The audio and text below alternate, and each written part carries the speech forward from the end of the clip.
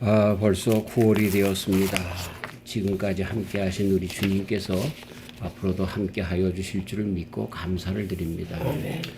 9월 달은 이제 막바지 더위가 이제 기승을 부리겠지만 그런 가운데서 오히려 열매를 준비하는 삼라만상의 모든 식물들 또 과원들,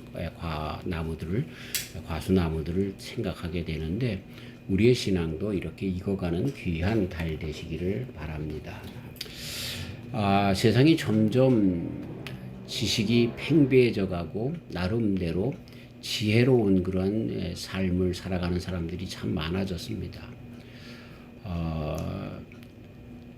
유튜브에 누가 이렇게 하는 그런 것을 봤는데 아버지가 학교를 갔더니 아이들이 막 하는데 어떤 한 아이가 좀 깡패처럼 그러고 막 된 아이가 있어요. 그래서 그 아들을 이제 불러내면서 야, 쟤는 왜 저러냐? 그러면서 쟤랑 놀지 말아라. 그러면서 그렇게 이야기를 하니까 이 아이가 그 아버지한테 하는 말이 제가 지금 사춘기가 돼서 그래요. 그렇게 얘기를 하는 겁니다. 그래서 네가 사춘기를 알아? 그럼요, 알죠. 사춘기는 빨리 오는 사람은 8살에 오지만 보통 11살에서 13살에 사춘기를 지내고 여자가 남자보다 조금 빨라요. 영어로는 퍼버티라고 그러는데 이때 좀 어른이 되려고 하는 그러한 그 변동기가 돼서 많은 그런 성품의 변화가 있어요. 그래서 난폭해질 수 있어요. 아버지가 알아서 참아야죠. 그러는 거예요. 그러니까 너 그거 어떻게 알았냐? 아니 그거 다 구글에 찾아보면 나와요. 그런 거예요. 요즘 애들이 그렇게 똑똑합니다. 우리가요 도저히 따라잡을 수가 없어요. 네. 옛날에 갈릴레이라고 하는 사람이 이 지구가 돕니다. 또 태양을 향해서 돌아갑니다. 그렇게 얘기를 했다가 그것 때문에 사형당할 뻔했고 근데는 죽었죠. 근데 지금은요. 지구가 돈다는 건 국민학교 들어가기 전서부터 압니다. 그렇죠? 옛날에는 그렇게 정말 획기적인 그러한 그 사실들이라고 생각했던 것이 이제는 초등학교 아이들도 다 아는 사실들이 되어져 버리고 말았죠. 뉴턴의 만유의 인력 같은 거 그 법칙 발견될 때는요 얼마나 사람들이 말도 안 되는 소리 한다고 그러고요 그랬었어요. 근데 지금은요 다 알아요. 아주 초등학교 유치원 애들까지도 뉴턴의 만유의 인력의 법칙 다 알고 있습니다. 오히려 더 이 광활한 우주에 대해서 별의 세계에 대해서 어떻게 생겼는가 어떻게 사라질 것인가 라고 하는 것까지도 다 아는 그런 세대가 되었습니다. 또 전자계산기 하나만 가지면 그죠? 컴퓨터 앞에 앉으면 대학 수학도 풀어내고 말이죠. 그냥 전 세계에 있는 모든 그런 지식들을 또 새롭게 되어져가는 그런 뉴스들을 접하는 그런 세대가 되었어요. 참 이런 걸 보면은요. 정말 너무나 이 지식의 정보의 홍수 시대에 살고 있는 것을 보게 됩니다. 그래서 참 알아내기 쉬운 그런 가운데 있어요. 저도 어려운 일이 있으면 예를 들어서 자동차가 어디에 문제가 있으면 자동차 그런 문제가 있는 것을 이렇게 컴퓨터에 물어보면 금방금방 대답해 줍니다. 그래서 편해졌는데 그런데 반면에 이렇게 지식의 정보에 아주 그 팽배한 그런 정말 뭐라고 할까 놀라운 세상이 되었는데 이 세대에 살아가고 있는 우리 신앙인들의 신앙은 그만큼 더 풍부해졌는가라고 하는 걸 생각해 보면 오히려 반대인 것 같아요. 옛날보다 더 신앙이 점점 뚝뚝뚝뚝 떨어져 가는 것 같아요. 그래서 제가 우리 자녀들의 세대를 안타깝게 생각하는 것이 이렇게 과학 또는 이런 지식의 정보에 정말 그 팽배하는 그런 아주 홍수 시대에 살고 있으면서 그럼에도 불구하고 그 속에서 함께 신앙이 자라가야 되는데 그렇지 않고 오히려 역으로 점점 신앙이 떨어져 가고 있는 세상 속에서 살아가고 있는 그들이 얼마나 참 우리가 두렵고 떨림으로 기도해 줘야 할 그런 그 시대가 되었는가 하는 그런 생각을 해봅니다. 제가 1975년 신학교를 처음 들어갔는데 신학교에 들어가서 저의 관심이 뭐였냐면 종말론이었습니다. 어떻게 이 세상이 종말이 되어질 것인가.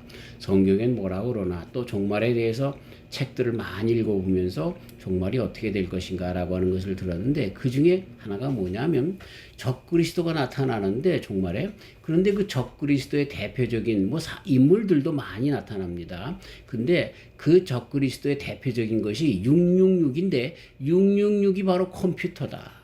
이 컴퓨터가 많이 발전을 하게 되면 이것이 적그리스도가 되어서 정말 인간을 누르고 그때가 되면 예수님께서 오신다. 재림의 기간이 그때다라고 그렇게 이야기를 하는 것을 들었습니다.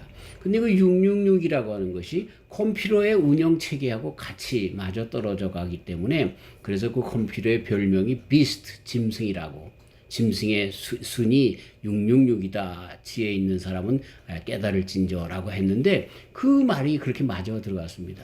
지금은요. 그 컴퓨터가 얼마나 발전을 했는지 AI가 꼭 사람 모양처럼 같이 그렇게 하고요. 무엇을 물어보든지 전부 대답해 주고요. 그리고 내 모습까지도요. 또 사람의 모습 그대로 하고 내 말하는 음성까지도 그대로 그렇게 해내는 그러한 그 딥페이크라고 그래가지고요.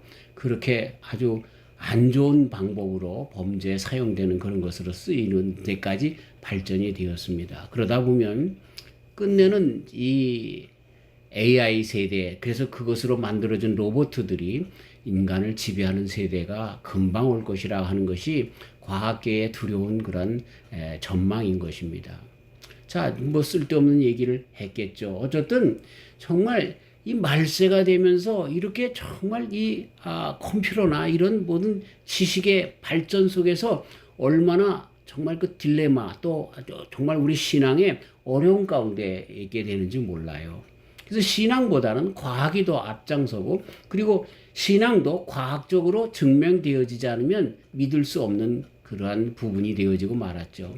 근데 사실 신앙이라고 하는 것은 과학의 부분을 뛰어넘는 겁니다. 그래서 비과학적인 것이 아니라 초과학적인 것인데 점점 이런 과학이 발달되면서 물질 문명이 발달되면서 사람들의 그런 혼을 빼앗아 점점 믿음에서 멀리 가게 되어지는 것을 보게 되는 것이죠.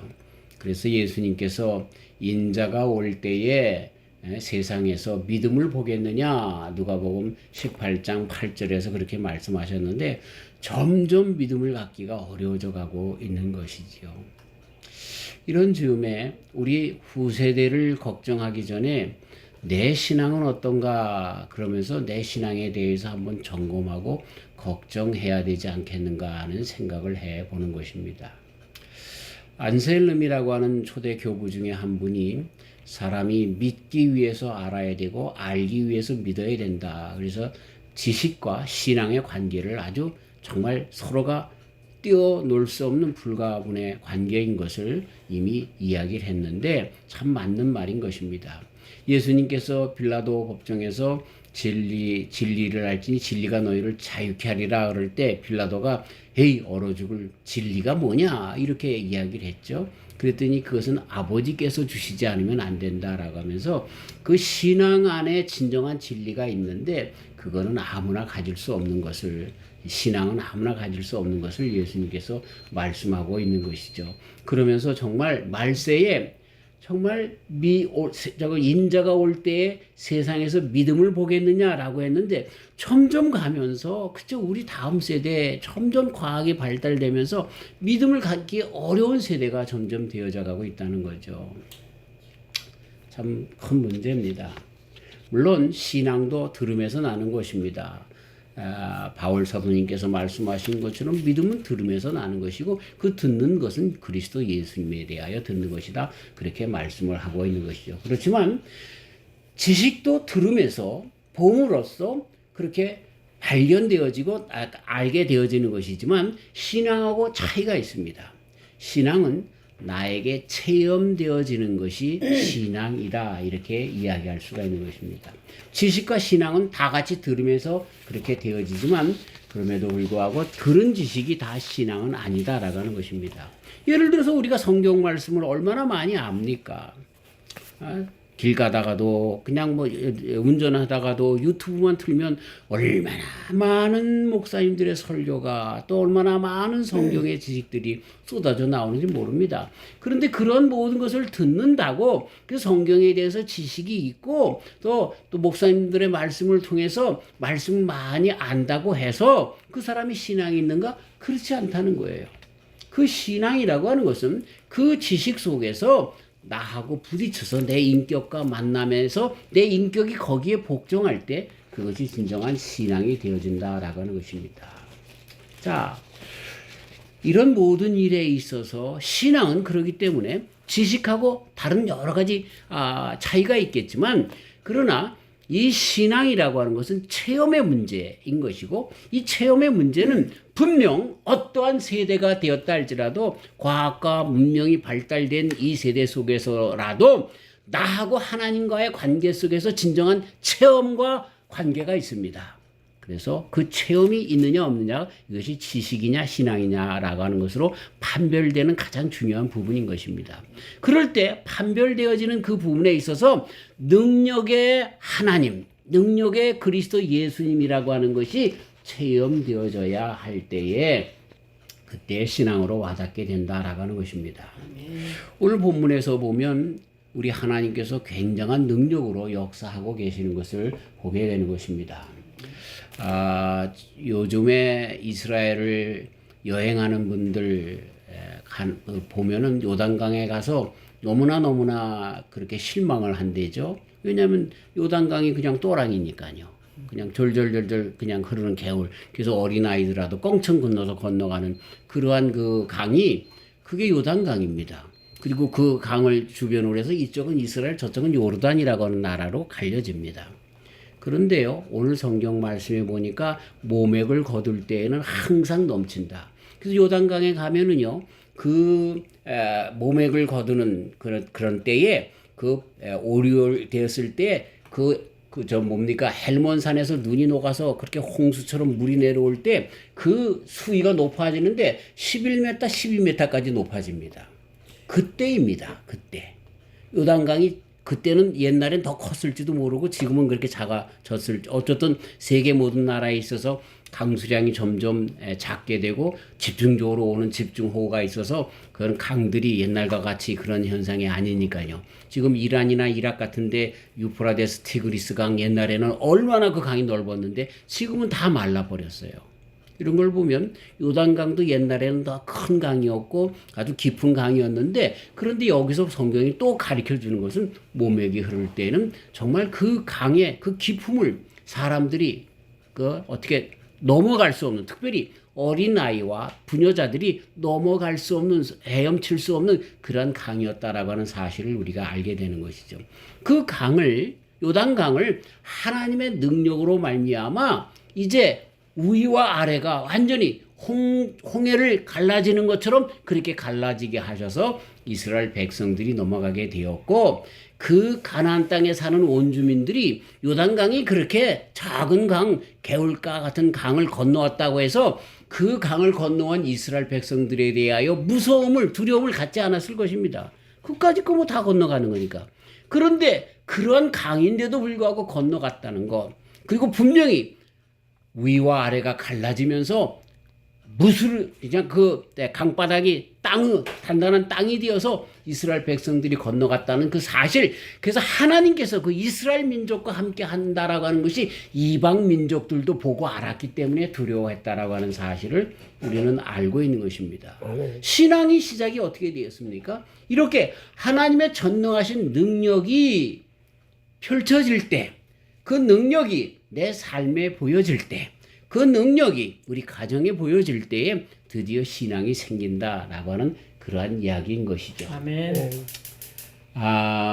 참 초자연적인 능력으로 말미암아 생겨지는 것이 신앙이다. 우리 베드로도 보면은요, 그가 평생 어부 아닙니까? 근데 예수님을 만났을 때 밤이 새도록 고기를 잡았지만 고기를 잡았어요? 못 잡았어요. 근데 예수님께서 저 깊은 데로 가서 던져라. 그랬더니 깊은 데 가서 던졌더니 어떻게 했어요? 그냥 고기가 너무 많아서 배까지 다 동료 배까지 해가지고 했는데 그 배가 잠길 정도로 고기가 잡혔다라고 했어요. 그러니까 이 베드로라고 하는 사람이 자기가 어부인데도 불구하고 잡지 못했던 그 고기를 예수님의 능력으로 말미암아 보여줬을 때에 하나님의 능력을 깨닫고 예수님이 그냥 범인이 아닌 것을, 그냥 평상인이 아닌 하나님의 아들인 것을 어쩔 수 없이 고백할 수 있는 신앙 가운데 들어가게 된 것을 보게 되는 것이죠. 우리의 신앙은요, 하나님의 능력이 비춰질 때에 드디어 갖게 된다라고 하는 것, 우리는 잊어서는 안 되는 것입니다. 자, 성경에 보면은요, 예수님께서 오셔서 그러기 때문에 당신을 나타내 보일 때마다 놀라운 능력이 나타났습니다. 그렇죠? 그래서 병든 자들이 낫고, 또 죽은 그 야이로의 회당장 야이로의 딸이 낫고, 나사로가 다시 소생했고, 이런 죽은 자들뿐만 아니라 안질병이, 문둥병자, 중풍병자, 여러 질병을 가진 그 당시에, 그리고 지금도 불치병이라고 하는 그 병을 앓았던 사람, 심지어 죽은 사람까지 고쳐주신 능력이 우리 예수님께로부터 나타난 것을 보게 되는 것입니다.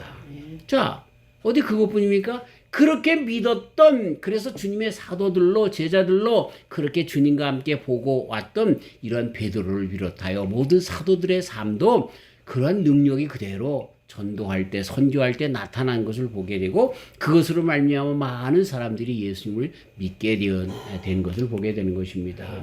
베드로는 도로가, 또 다비다라고 하는 그 도로가 죽은 그런 과부 그 여인도 다시 소생시키게 하셨고, 또 사도 바울도 유두고라고 하는 잠자다가 2층에 떨어져서 죽은 그 사람도 살려낸 그런 일들도 보게 되는 것입니다. 자, 지식이라고 하는 것하고 신앙이라고 하는 것하고 가장 큰 뚜렷한 차이가 있다라고 하면 그건 하나님의 능력으로 보여주는 것입니다. 그런데 말씀드린 것처럼 과학과 의술이 점점 발달되면서 옛날에는 암만 걸렸으면 무조건 죽었어야 되는데 지금은 많이 고쳐요. 그리고 한국에 요새 신약이 나타나가지고 세계적인 그런 센세이션이 되는데 암병을 고칠 수 있는 신약이 발견됐답니다. 그래서 지금 의학계가 아주 난리가 났는데, 어쨌든 그래서 암이 더 이상 불치병이 아닐 거예요. 그러니까 옛날처럼 그렇게 정말 암을 고쳐주고 중풍병자를 고쳐줬던 예수님의 능력이 그대로 우리도 할 수 있어. 인간의 그런 정말, 우상이 되어져 가는, 인간이 우상이 되어져 가는 그런, 그래서 믿음을 가질 수 없는 그런 세대가 되었던 것을 우리는 보게 되는데, 그럼에도 불구하고 분명한 것은 하나님의 능력이 나타나면서 그 능력 가운데 우리는 한 걸음 한 걸음 믿음으로 들어가게 된다는 것입니다. 사랑하는 성도 여러분, 저와 우리 성도님들이 이때까지 살아온 것은 하나님의 능력 가운데 놀라운 그런 기적 속에 산 것이 아닙니까?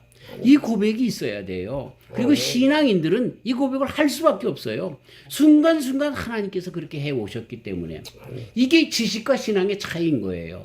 세상 사람들은 어쩌다 그렇게 됐지. 하지만 우리 믿는 사람 필연적으로 하나님께서 그렇게 하셨지라고 하는 고백 속에, 그 능력 속에 믿음으로 한 걸음 한 걸음 더 나가게 되는 것입니다. 왜 세상 사람들에게는 이것이 안 될까요? 또 혹시 우리도 왜 가끔 믿음을 잊어버리게 될까요? 여러 가지 이유가 있을 것입니다. 첫 번째 가장 큰 이유가 뭐냐면 의심 때문에 그렇습니다. 의심. 사단 마귀가 제일 좋아하는 것은 의심입니다. 의심 마귀를 이 사단의 세계에서는 제일 위로 칩니다. 거기에 대한 많은 예화들이 있는데 드리지 않겠습니다. 그렇기 때문에 이 사단 마귀가 제일 싫어하는 사람들이 누군 줄 아세요? 믿음의 사람들인 거예요. 믿음의 사람들. 네. 어쨌든 간에 내가 죄를 지을 때도 있고, 내가 부족해서 넘어질 때도 있고, 실수할 때도 있고, 실패할 때도 있어요. 그럴 때마다 사단 마귀가 네가 무슨 하나님의 아들이야, 네가 무슨 하나님의 딸이야, 너는 안 돼, 이렇게 하면서 점점 우리로 하여금 믿음에서 떠나게 하면서 의심으로 나가게끔 하는 것, 이것이 사단 마귀의 계략이고 전략인 것입니다. 그럴 때도 무슨 얘기야? 내가 이렇게 언약하기 때문에 하나님께서 독생자 예수님을 보내주셨어. 내가 이렇게 죄인이기 때문에 하나님께서 예수님을 십자가에 못 박아 나의 죄를 대신 지시게 하셨어 라고 하는 그러한 믿음으로 나아갈 때 사단 마귀가 끔찍하지 못하는 거예요. 아멘. 사랑하는 성도 여러분, 끝까지 믿음을 놓치지 않는 저와 우리 성도님들 되시길 주의 이름으로 축원합니다. 아멘. 마태복음 4장에 예수님께서 공생의 기간에 들어가기 전에 이 마귀가 40일 금식한 예수님에게 찾아와서 뭐라고 시작을 합니까? 내가 하나님의 아들이거든. 무슨 이야기야? 하나님의 아들인데 이거든 단서를 if you are the son of God. if는 무슨 if야? 이게 사단 마귀가 하나님의 아들인 예수님이신 것을 알면서도 그 틈을 잡아서 들으려고 했던 그 시험의 언어였던 것 우리는 잊어서는 안 되는 것이죠. 예수님께서 처음 공생에 들어갈 때도 그랬고요. 십자가 달려 돌아가시는 마지막 그 구속사의 완성을 이루는 그 순간에도 네가 하나님의 아들이거든 거기서 뛰어내려라. 십자가에서 뛰어내려라. 이런 끝까지 유혹의 언어를 하는데 거기에 끔찍하지 않은 우리 예수님, 거기에 끔찍하지 않은 우리 믿는 그런 사람들의 모습이다 라는 것입니다. 아멘. 분명히 해두십시다. 사단 마귀가 제일 싫어하는 것 그리고 무서워하는 것 그건 믿음입니다. 믿음을 놓치지 마시기를 주님의 이름으로 축원합니다. 아멘. 죄가 무엇입니까? 로마서 14장 23절 의심하고 먹는 자는 정죄되었나니 이는 믿음으로 쫓아 하지 아니한 연고라. 믿음으로 쫓아 하지 아니하는 모든 것이 죄니라.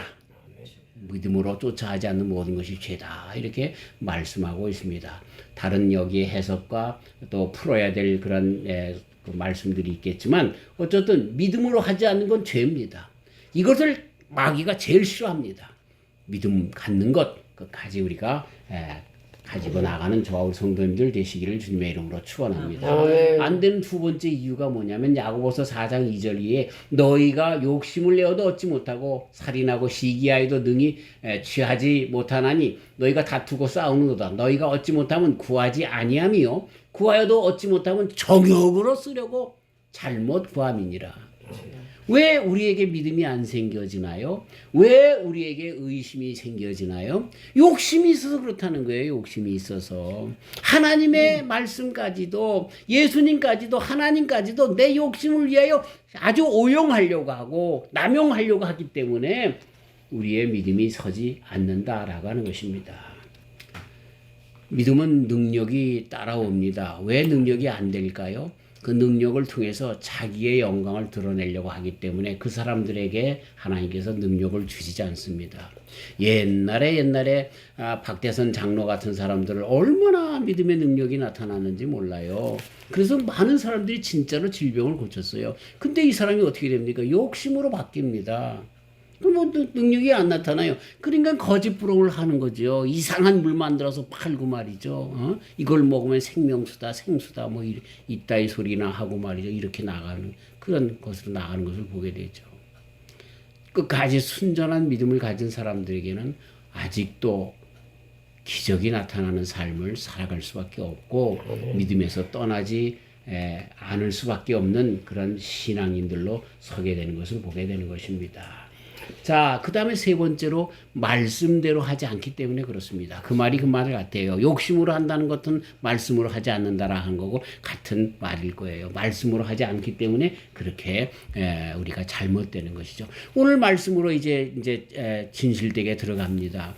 여기 뭡니까? 하나님의 법궤가 요단강에 제사장들이 맨 법궤가 요단강에 들어서면 그러면 너희들은 그 법궤를 따라와라. 근데 따라오는데 어떻게 따라오냐면 2000척 떨어져서 따라와. 그리고 그걸 그 손끝에서 이 팔꿈치까지가 1척인데요.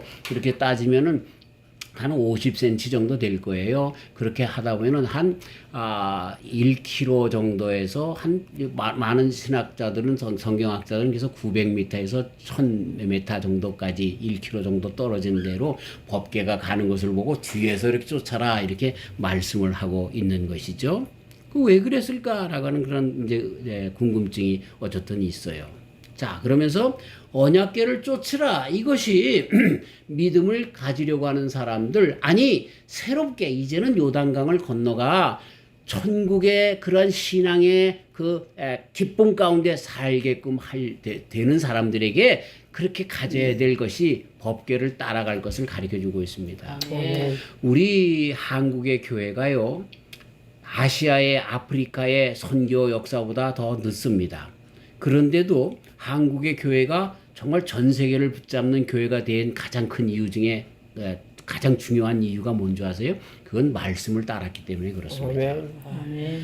아프리카나 이런 데는 기사와 이적이 많이 나타났어요. 초대교회에 나타나는 이적들이 아프리카에 그리고 지금도 선교사님들을 통해서 그런 일들이 얼마나 많이 나타나는지 선교 보고를 통해서 접할 수가 있습니다.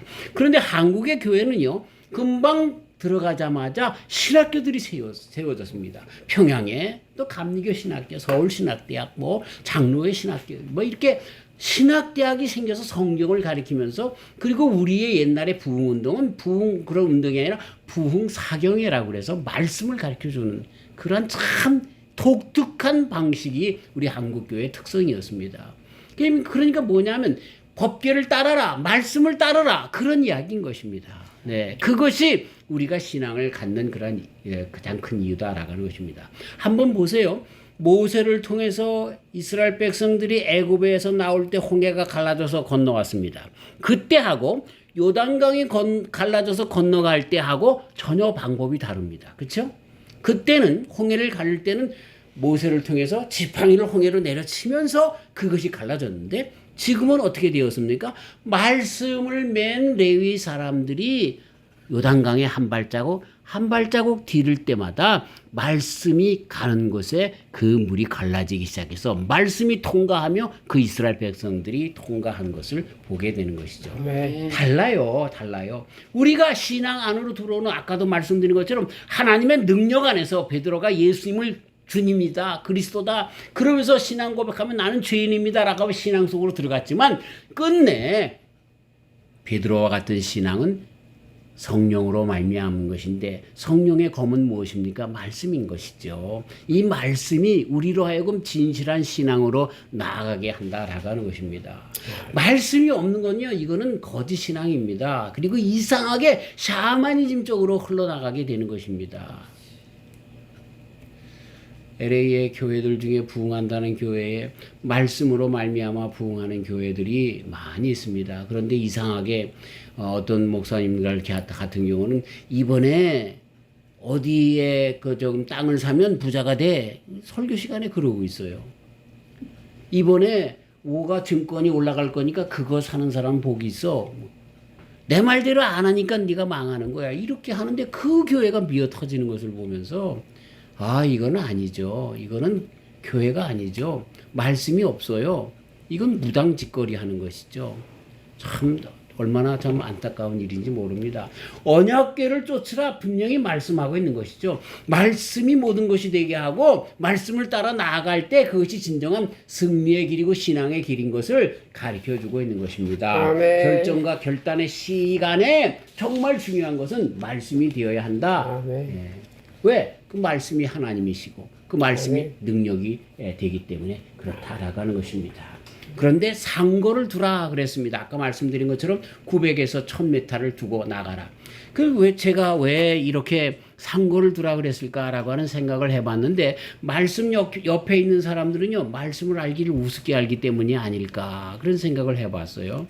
그래서 우리가 잘 아는 것처럼 베세메스에 뺏겼던 베세메스 이스라엘 백성들이 뺏겼던 것을 베세메스로 다시 말씀이 법궤가 승리하고 올라왔을 때 그 사람들이 그 법궤를 열었다가 수만 명이 죽었어요 거기서. 네, 그 봤기 때문에 그래서 가까이 하지 말아라 두렵고 떨린 마음으로 서라 그런 얘기도 되는데 그 뜻이 무엇일까 생각을 했는데요. 말씀을 알기를 우습게 알지 말아라 하는 그런 얘기인 것입니다. 우리 예수님을 믿는 사람들 특별히 설교를 하는 목사님들 이런 사람들이요 말씀을 얼마나 우습게 하는지 몰라요. 말씀은요 900m 앞에 두고서 우리가 따라야 할 것이지 말씀 옆에 서서 말씀과 마찬가지로 내가 그 말씀으로 말미암아 꼭 말씀인처럼 주인인 것처럼 그렇게 하나님처럼 행세해서는 안 되는 말씀이라는 거예요. 우리 모두가 다 바라보고 그 말씀을 줄줄줄 쫓아다녀야 하는 말씀이지 내가 목사이기 때문에 내가 레위 제사장처럼 말씀을 메웠기 때문에 그래서 말씀을 그렇게 우습게 하는 거 이건 큰일이라는 거죠. 베레스 우사라고 하는 얘기 알잖아요.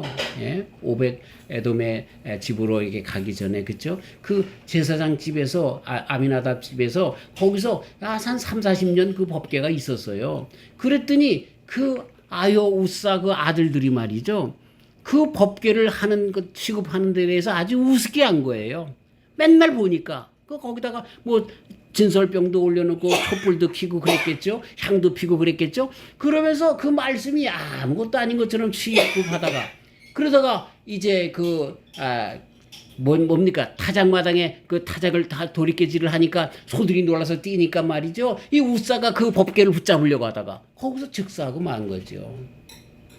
그냥 그 법궤가 그냥 법궤인 거야. 그냥 나무 판자인 거야. 나무 상자인 거야. 아니에요. 하나님의 말씀은 너나 나나 할 것 없이 오랫동안 말씀을 증거하며 말씀과 함께 살아온 설교자라 할지라도 그 말씀을 따라야 할 900m 앞에 두고 정말 신비롭게 생각하며 하나님의 상징으로 생각하며 따라가야 할 말씀이지 함부로 대해서는 안 되는 말씀이다라고 하는 것을 가르쳐주고 있는 줄 아는 것입니다. 예. 그러면서 모든 사람들이 그 말씀을 보면서 한 가지로 나아갈 때 기적이 일어나는 것 우리는 잊어서는 안 되는 것입니다. 말씀을 예상하며 함부로 대하거나 제멋대로 해석하는 그러한 신앙을 떠나야 하는 것입니다. 그 다음에 그렇게 나갈 때 성결케 하라 말씀을 하고 있습니다. 이 말씀을 대할 수 있는 자들, 그 말씀이 그 속에 효험 있게 역사하는 자들, 그래서 믿음으로 그렇게 성결케 될 자들이, 믿음으로 서게 될 자들이 누구냐? 성결케 된 자들, 깨끗한 자가, 성결한 자가 하나님을 본다고 마태복음 5장 8절 마음이 청결한 자는 복이 있나니 저희가 하나님을 볼 것이요 이렇게 말씀했는데 하나님께서 일하도록 나를 다 비워둔 자들, 그래서 하나님의 성령님이 하나님께서 함께하는 자들, 하나님이 함께 하셔야 되는데 깨끗한 심령을 하나님께서 원하신다라고 하는 것입니다. 이것뿐만 아니라 이렇게 길갈에 가서 가나안을 정복하기 전에 여호수아를 통해서 하나님께서 이스라엘 백성들에게 명하신 것이 뭡니까? 할례를 받아라 하는 이야기입니다. 지금 여리고성 앞에 있는데 이제는 훈련을 해서 활 쏘는 연습을 하고 칼 쓰는 연습을 하고 창 던지는 연습을 하고 여러 가지 기구를 만들어서 정말 그 여리고성을 함락시킬 그 즈음에 하나님께서 여호수아에게 명한 것이 뭐예요? 성결케 하는 작업인 하나님의 백성의 표인 아브라함의 자손의 약속의 표인 할례를 행하라. 할례를 하면 뭡니까? 할례하면 죽습니다. 우리가 잘 아는 것처럼 창세기 34장에 그 뭡니까? 그 야곱의 가정에 그 디나가 거기에 그 세겜의 그 하몰의 추장의 아들한테 겁탈을 당하잖아요. 그랬을 때 우리 다 같이 통혼하자 그럴 때 할례 받지 못한 사람들하고 하지 못한다 거짓말 시켜가지고 할례 받고 난 다음에 그 남자들이 맥을 못 추니까 다 가서 남자들을 죽여버리잖아요. 그 정도로 이 전투력에 마이너스 되는 것이 할례인 것입니다. 그런데도 왜 이것이 중요하느냐? 하나님께서 일하도록 하려면 하나님의 방법대로 해야 되는데 하나님의 방법이 뭐냐? 우리의 성결이다라고 하는 것입니다. 아멘. 하나님께서 일하시는 자가 누구예요?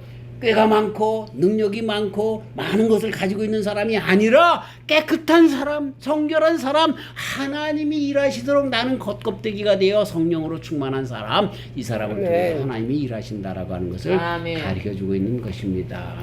자, 우리가 주님의 일 앞에 설 때 우리는 부족하고 연약하기 때문에 두렵고 떨림 가운데 설 수 있습니다. 그러나 주님께서 하신다는 것을 알기 위해서 먼저 주님 앞에 난 할 수 없어요. 난 부족해요. 나는 죄인이에요. 고백하는 그런 고백이 저와 우리 성도님들에게 있길 바랍니다. 모세가 하나님의 능력의 그 불꽃에 서기 전에 뭐라고 하나님 말씀하십니까? 내 신의 신을 벗어라. 여호수아가 그 여리고성을 들어가기 전에 천사가 불칼을 가지고 앞에 섰는데 내가 어떻게 할까요? 내 신을 벗어라. 천사가 하는 말이 그 말 아닙니까? 지금 신을 벗으라는 말이 뭡니까? 하나님 앞에 부복해라, 회개해라, 깨끗하게 성결케 되어라. 이것을 원하시는 누가 일하시기 때문에 하나님께서 일하시기 때문에 우리는 뭘만 하면 돼요? 성결하기만 되는 거예요. 되는 거예요.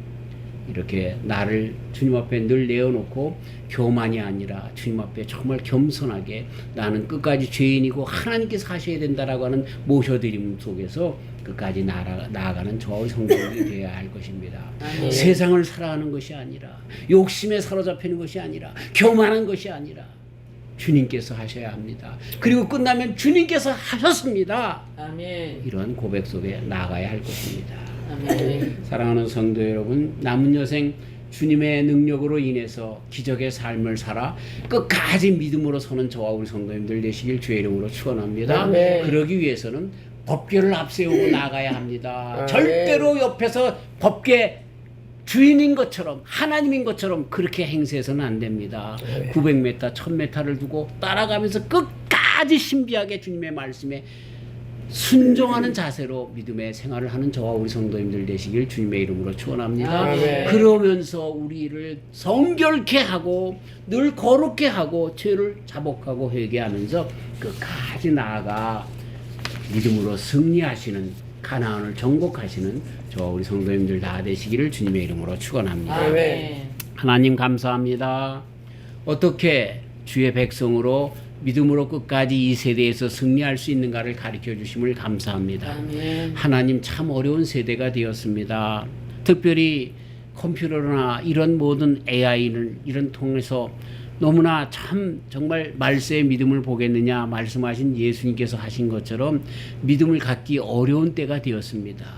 의술도 많이 발전되어서 이제 웬만한 병으로 죽지 않는, 물론 그것 때문에 더 많은 몹쓸 병들이 생기기도 하지만 그럼에도 불구하고 사람들의 마음에 능력을 믿지 않는 세대가 되어서 더욱더 아버지 하나님 믿음에서 떠나는 배교자들이 많아지는 세대 가운데 살아갑니다. 주여 우리를 불쌍히 여겨주시고 늘 주님의 말씀 상고가 900m, 100m 떨어진 곳에서 아버지 하나님 두렵고 떨리는 마음으로 그 말씀 따라서 나아가기 때문에 말씀이 들어서는 곳마다 요단강이 갈라지듯 우리 삶 가운데 놀라운 역사가 일어나며 끝까지 순종하며 나가는 저희들, 그리고 우리를 깨끗하게 하여서 주님께서 언제든지 사용하며 힘 주시고 능력 주시는 주의 종들 아버지 하나님 되어서 끝까지 가나안 땅에 들어가는 믿음으로 승리하는 우리 모두가 되게 하여 주시옵소서. 아멘. 예수님의 이름으로 기도하옵나이다. 아멘. 아멘.